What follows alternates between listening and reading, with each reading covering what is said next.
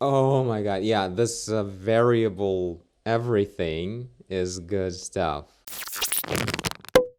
Hi guys, my name is Barodante, and welcome back to witness number 2, horror game character creation process. Now I think this is gonna be the last episode of us working on the grandma. Overall, the character is here, we show everything we wanna show. So pretty much today I wanna add all kinds of little dirt textures, adding something that will show the wear and muddiness of the immediate story of the witness. Not the way this grandma used to live as a normal grandma, but the way she used to live as a creature. Maybe there will be certain, drops of blood from the previous victim of the chest, as well as there will be a lot of dirt on the dress, on the feet, on the shoes, on the hands, elbows, like all over the place. There will be a lot of dirt. So it will be noticeable, but of course it shouldn't actually overwhelm and dominate, cover up the whole look of the character. So it will need to be a decent balance. Today I'll try to work a bit differently from the first part of texturing, meaning instead of doing a lot of manual brush strokes with a soft brush and everything, this time I'll be relying a lot more on photo textures from whatever I'll find in the library, most likely. There's things that will specifically add automatic flavoring to the surfaces. And yeah, also I'll try using all kinds of these smart filters and whatever to apply all this special surface masking for my own work with materials as well. And after that, by the end of today's video, I wanna see our grandma standing in the forest in Unreal Engine 5. I think that would be cool. So yeah, there will be a lot of exporting and putting things together in Unreal Engine, but it will be quick for you guys just to see the result in the actual real-time game engine. So let's start. So I wonder, can I sort of create layers that would be covering everything? Because this kind of stuff is sort of for that, or not really, it's actually to use less surfaces than whatever it provides. So the beginning of the selection of what surface I work on comes from here, right? So the dress material, dress shader, is applied to the dress, to the lace, and actually to the necklace. So the whole top outfit is this one material. So if I'm in here, I'll be painting all over these things.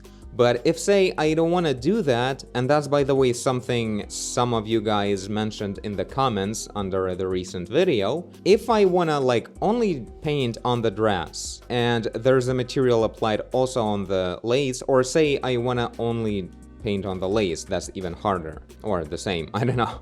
The point is, you hit this button, which is geometry mask, and in here, there we go. So I clicked on the lace and now it's grayed out. So when I paint things, it will be only the dress. But of course, we can do the opposite, or say like this, right? Not the dress, but all the accessories, right?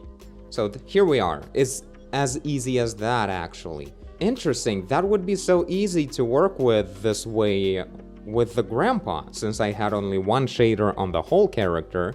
I don't remember using this, so I was mostly relying on UVs, I guess, back then. Well, now things are gonna be super convenient. Yeah, actually, why not start by texturing the lace a little bit, right? I don't know about these guys. I don't know if they need actual texturing. Let's just go ahead and throw something on them. So yeah, I went with plastic rough scratched for the necklace just to keep it trashy. There was some jade material and everything. I didn't want to go through the trouble of turning all of its layers in that group into red from green, whatever. This is looking pretty good to me, especially considering this is a country lady. Although it would make sense if she would wear actual stone, especially when you're in the respected age and everything. But whatever. Can you really tell a difference in this level of detail? Oh, that looks very Christmassy. How do I tile it? Let's see. So this is gonna be like a mask? Kinda like this. What's next? So yeah, right now, as I can see it, it would be best when I was importing the new character again, it would be best to have every single object as a separate object. Meaning like the necklace should be a separate object and the dress and the lace, 3 separate objects. And I actually joined the lace and the necklace into one object, and now I constantly have to like also do an extra masking to remove the necklace, for instance. Oh, I think it worked. Yeah, so it's cool. It's a little bit like, well, it's not hidden, it's literally the main essential set of tools in here to use all this. Plus this thing is right here in the nose, but there's just a bunch of other stuff. You don't immediately notice how to work with actual geometry here.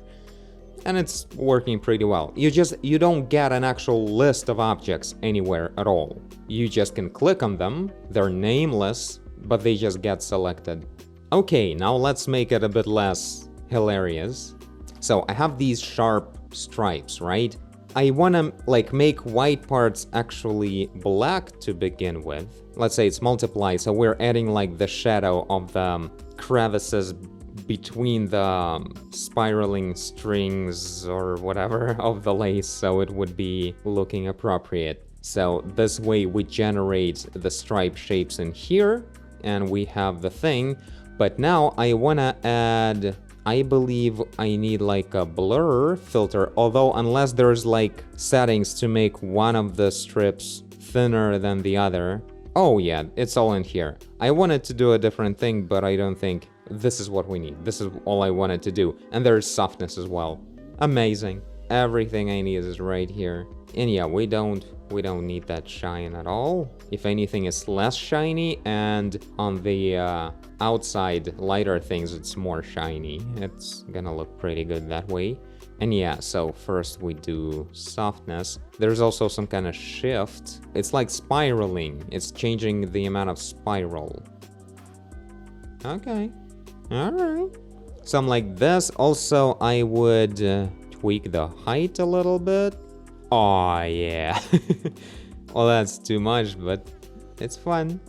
Can we like add some kind of softness on top of that? Or not softness, the opposite. It's really soft. I want to add like some kind of roughness so it would look like more like a cloth, kind of a noise that would distort all of this a little bit. Maybe it's best to just add like a fill layer. And there you go. These are the simple textures, because back then it was actual materials and it's not putting simple textures there. There's Voronoi and everything. So what looks like a worn cloth, like this does, definitely. Okay, that seems like too much. Make it overlay to begin with. And there's something going on in there. Let's increase that contrast a little more. There you go, it starts looking like an actual texture. It's a bit too strong, like looks like you really need to be looking at this.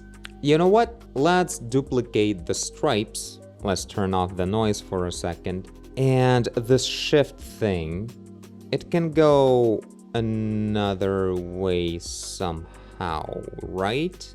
How do I do it the opposite side? Like, instead of this, it would be going like this. It seems I can like make it straight. Oh, there's rotation, 180, 90, I guess. Yeah, it makes sense. So yeah, back to multiply here. I wanna see something like that.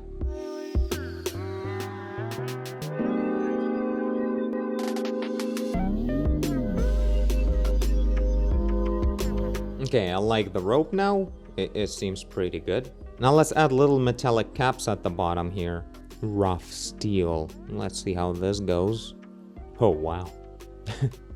Yeah, let's remove the underlying normal map. Nice little old school caps that went pretty old. I think this one is a bit longer though. There it is. How do I... Oh, draw a straight line. A little bit more? That's looking right. Alright, my proper UV mapping paid off. Now let's add a little something to the shoes, then make like darker nails or something. So I'm gonna duplicate this layer. I'm gonna make it like darker, more rough, and lower the height a little bit. And then to the mask, I'm adding a fill. And I choose like some kind of noise whatever thing or scratches. There you go, there's a bunch of them. All kinds of grunge stuff. And it should be like multiply to only go downwards. Although we could have selected just the geometry. Oh no, it's one geometry, one object, so this is the way to go. Okay, we have this balance in here, so we're adding some kind of dirt. But these don't really react to the geometry, right? To add geometry, we need to add like this filter. But is it the correct place to go for this? I would love to have just the filter that would be called find edges and that's it.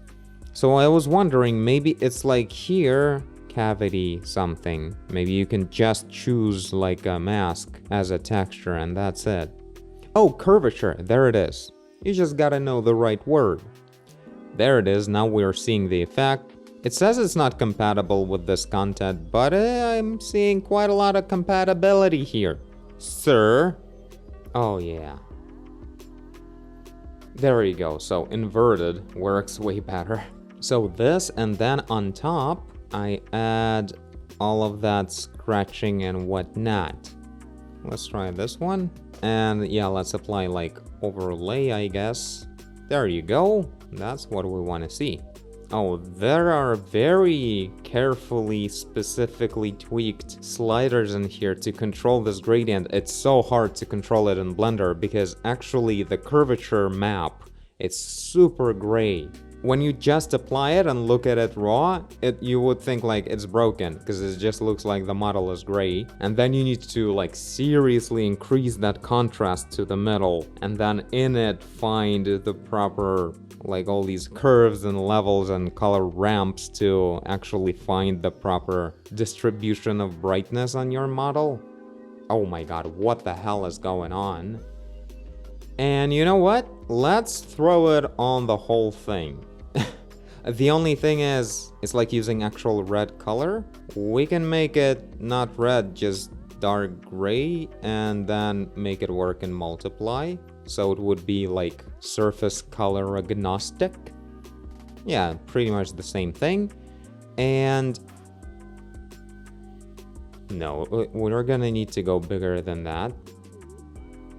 Like that. Oh, that's intense. And seems like we shouldn't be using UVs on this, obviously. Grunge dirt.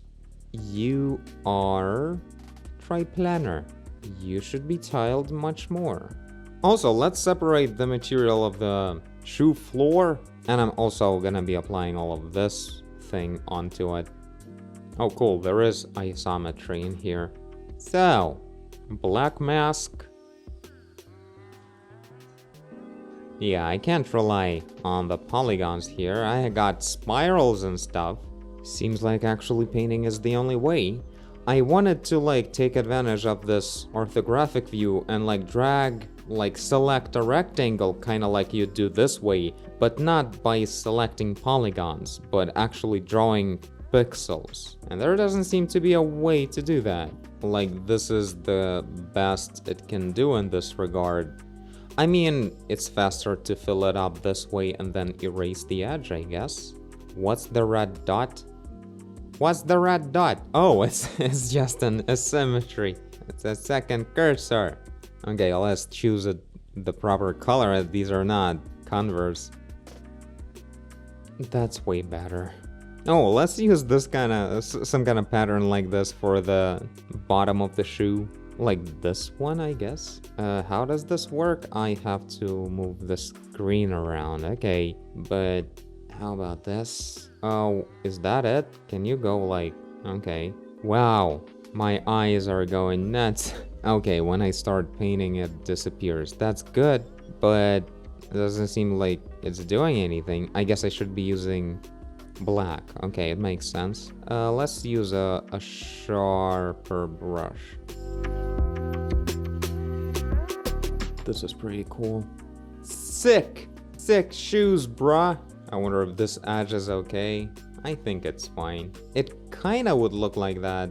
Okay, so the shoes are there. I'm not going any further because we're gonna be covering everything with a lot of mud right now. Well, not a lot, but yeah. Ooh, right, the veins. Almost forgot that I promised you guys some veins, I think. Did I? Oh, those are not veins. None of this is veins. This is looking gross. I guess back to hand painting. It would definitely look terrible if I would try to use an actual vein texture. So something like that, simply adding some pale bluish color and bumping up. And the brush needs to be like soft as possible. Oh my god. Learning from my previous mistakes, we should definitely go in like multiply and adding that blue color on top. I definitely don't have pen pressure on my stylus today. I wonder why. Oh my god. You guys are lucky I'm not capturing the iPad screen. Oh, is that real? Looks like makeup for a movie. Oh, whoa. Oh my god, guys, don't eat sugar. Stop eating sugar today. Oh, it needed Windows ink. So, Adobe products are just gonna be like that now, huh? There you go, everything is working. I don't remember why I turned off Windows ink recently. I mean, there's plenty of reasons. Because it's trash. Oh yeah. Now, something needs to be... Oh my god, yeah, this variable everything is good stuff. Okay, I remember there's luckily this minimum radius, minimum size here. So if it's like this, it's actually gonna be useful. Shape what? Shape cone. This seems like linear, like a subtle spike or something. I know, it actually looks very much like sphere. So it has like a bit of a, like instead of being like this, the fall off of the curve, it's more like this, you know? I guess that's the way veins show up. But then I also would use like this hardness slider to maybe make it a bit softened up in here, which definitely would make sense. But it doesn't seem to work that way. I can apply just a blur filter on top. Oh, that's good. Yeah, that's the right curvature. Okay, I'm gonna turn off the blur for now because it's dropping frames a lot. Oh my god. Okay, I shouldn't be doing two huge ones because we only have normal mapping. It's not gonna be looking very convincing. Is there like any specific patterns? That's why I have references, right? So there's a bunch of this stuff. Oh yeah, blur blends things in very well there. Let's keep going.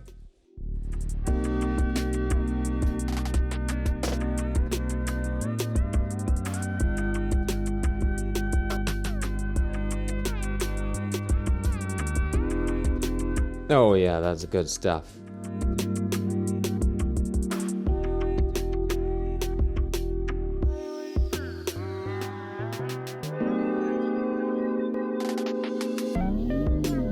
Now the nails. So this is the time where I should turn off that ambient occlusion, like that, so we could see an actual color of the nail. Let's have this as a base, not as shiny, that's for sure. Okay, it's gonna be a lot of careful work in here, I guess, since the nails and the skin are actually the same object, so I won't be able to, like, select them separately. Or should I replace the model quickly to have them separate? Because it will be literally the same thing, but they will be selectable. It's not hard. So I'm gonna do that and then paint around on the nails. Let's see how that goes.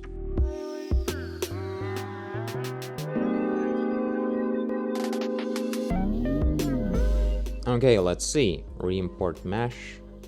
It's doing something.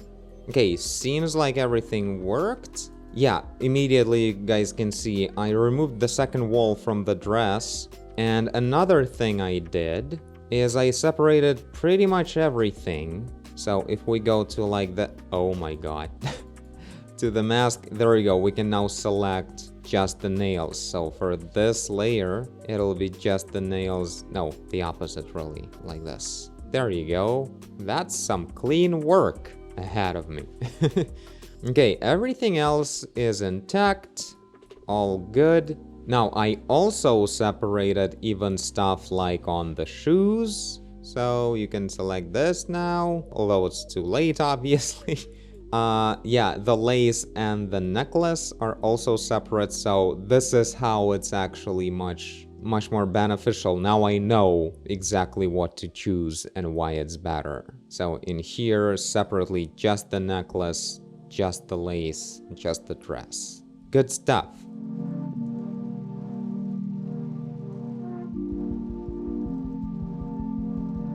Oh, that's a hilarious symmetry line. Cool.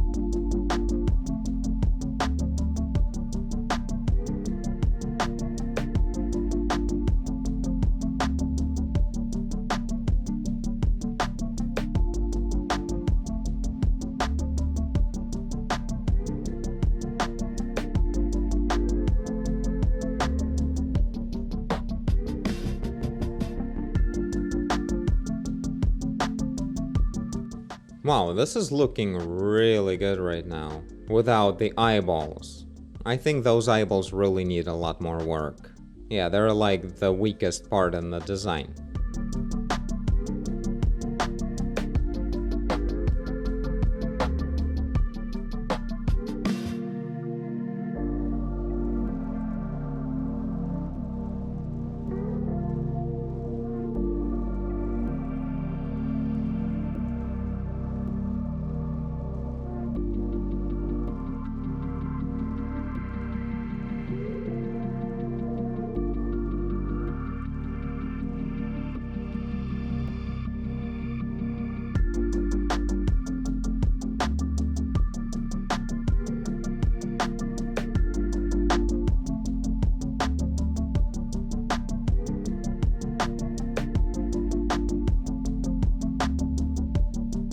So yeah, I remembered you guys mentioned actual generators. So not filter, but going for generators, that's where you can use all of these smart masks. Not necessarily a mask, you can use it as a color as well, which is what I did initially. If you just add generator here, and let's say curvature, it will be just black and white grandma based on her curvatures. And that's like the simple thing. You can actually go with much more advanced stuff in here as well. And there are like specifically all of the smart things that are helpful apparently. Dripping, dirt, and there's a lot of tweaking you can do to it, so it's really cool. I'm not sure it's gonna be super useful here. I don't wanna like do the ZBrush look, you know, when everything is painted in cavities all the time. But yeah, some of it is definitely awesome.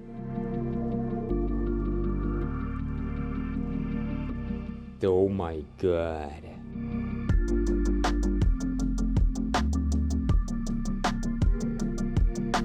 Yeah, that'll be enough to my taste.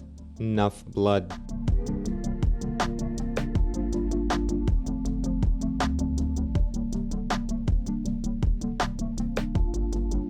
Alright, I think we're doing good. Now let's go ahead and see the grandma in Unreal Engine.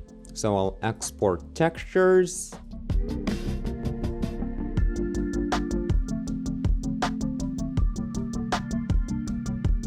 Alright, the grandma's here now. Need to set up all the materials.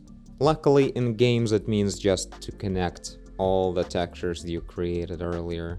And that's it.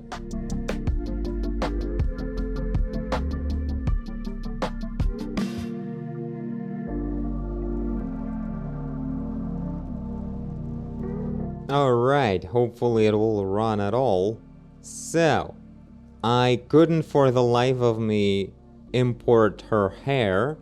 Like I did, but it just won't open. And here we are. I mean, this pose is not the most expressive, but she's looking alright. I made sure the dress is double-sided, made a bunch of tweaks to the roughness. For some reason, all the roughness maps all look wrong. But luckily, at least the normal map seems like it's perfect. So how's the hole looking? Oh yeah, it's a hole. Alright. Some kind of glitch, I guess, from me painting some blood on top of it. But still, it's staying really dark, even with the flashlight dead on it. Oh my god, those legs. Yeah, I'll have to figure out what's wrong with the hair. Really wanted to see the hair right away, but it just won't load. The thing just freezes, the whole Unreal Engine. I think it's probably because this is the preview, like I'm in the 5.1 preview 2. Maybe it has an issue with the Groom plugin or something. But yeah, all the details are in place. Yeah, the dress is still too glossy. And overall, like, all the things are really glossy. I don't know why it reads a basic black and white map so differently. Like, how can you possibly have such a different result? This is with a lot of fixing, and it's still so shiny. In the original, all of this was pretty matte, with all kinds of environments and everything. How about those nails? Oh yeah, all these wrinkles on the fingers that I added really pay off. Well, when you look at the hand like this, which you probably will never do. And I gotta say, the whole time I was working, the textures seemed so fuzzy, like everything super low res. But as I'm looking at the model here in the game, you know, even when I'm doing something like this that I'll probably never see, the textures are awesome. I don't know. Like, probably not the sharpest in the world in terms of some main characters in some big budget games, you know, they may have even sharper textures, but this is awesome. Like, I have no problems with any of this. A lot of detail. The hands look great, like, really. I don't know, what do you guys think? I think the model is looking pretty damn good. So yeah, I'll have a good look at everything later. I'll import Grandpa as well, you know, try to make sure everything works, including hair and everything, and like see if they really work well together, shaping up the style of the enemies in the game and everything, you know. Whoop. But I think we're doing alright. Anyway, let's finish this giant episode, or I don't know, I'll hope to keep it short in the video, but it's 4.5 hours. So yeah, let me know what you guys think. In the next video, we're starting a new enemy. Yep, and it won't be a witness. So, a lot of exciting ideas about the whole universe and everything coming. It won't be a generic character either, so it's gonna be a little fun, at least in terms of story. Okay, I'm out of here. Thank you guys for watching, and I'll see you all in the next video. Bye! Oh my god. I mean, the T-pose is not the best in terms of making her intimidating, but actually maybe very much so. Like, from the distance, generally the bright eyes are looking great, of course. But yeah, I'll keep searching for a very different look, I think.